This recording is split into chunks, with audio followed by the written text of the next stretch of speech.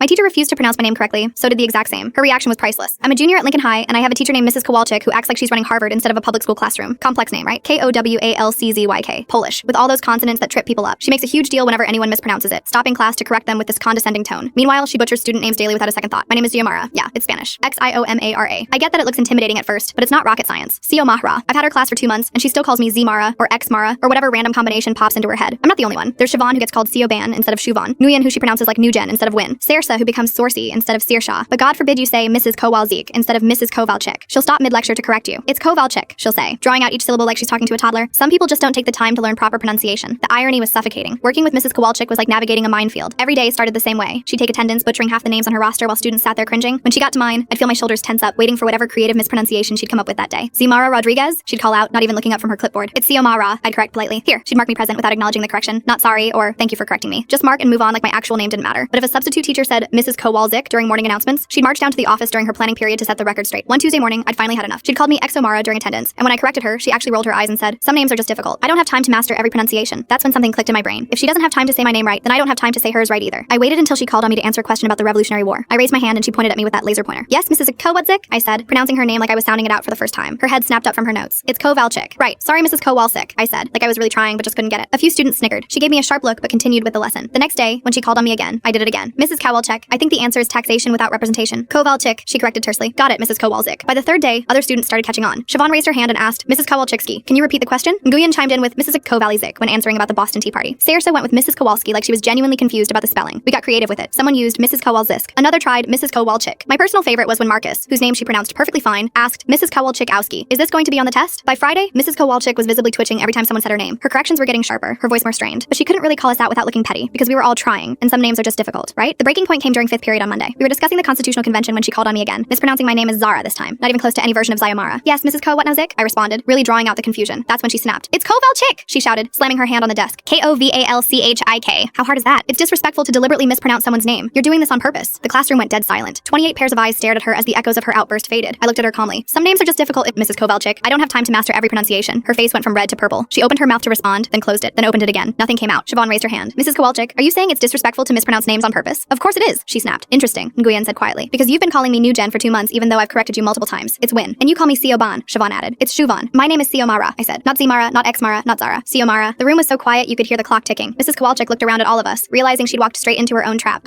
That's different," she stammered. "Your names they're from other languages. So is yours," Marcus pointed out. "Kowalczyk is Polish, right? Should we just call you Mrs. Smith because Polish names are hard?" She stood there for a full 10 seconds, mouth opening and closing like a fish. Finally, she sat down at her desk and picked up her attendance sheet. Omara. That was when I snapped. Full story on channel linked below.